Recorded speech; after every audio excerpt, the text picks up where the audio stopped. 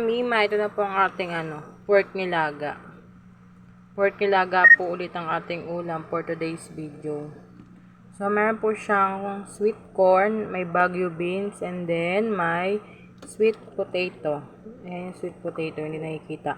So, mga mi, itong ating pork ay nabili ko lang po sa halagang 97 pesos. Pero nakita nyo naman mga mi, malalaman din, oo. Masayaw din yung mga taba at saka laman. Mura na siya sa halagang 100 pesos kasi meron ka ng shebew. Tamang-tama to mga mi kasi maulan ang panahon for today. Then mga mi, dahil kumukulo na siya, lagay na po natin ang ating saging na saba at siling green.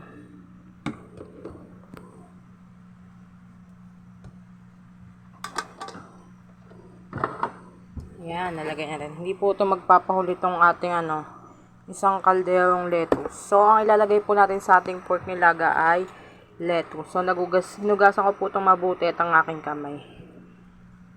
Mga mi, first time lang po ito sa aming pork nilaga. Ilalagay po namin ay lettuce kasi nasa rep lang po kasi ito nakababad. And then, mag-expired na siya. Kailangan maluto na po siya mga mi. Di po kasi kami nakain ng mga salad-salad na hilaw, ganyan. Parang feeling namin, hindi kayo matutunawan, char.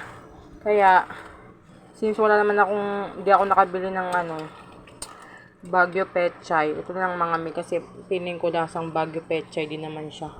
Saka gulay din naman siya. Nakita ko sa YouTube, nilagay din naman talaga siya sa sa pork nilaga. Kaya, invento ko din. Nilagay ko din yung lettuce sa aking pork nilaga. Ewan ko lang kung magkasya. Partida mga miyan, laki na ng kaldero ko. Nasa pang 2 kilo yan, o 1.5 kalahati. Pero tignan mo mga mi. Halos di pa rin magkasya ang ating lettuce. Sa dami. So, ang gagawin na lang po natin mga mi, ibabaw po natin ang ating sweet corn, Baguio beans, at ang ating 97 pesos na fork. At ang ating sweet potato, para naman po sa gayon ay maluto-luto naman po ang ating lettuce. So, social lang ating pork nilaga kasi mamahali ng gulay, lettuce, di ba? Crunchy yan.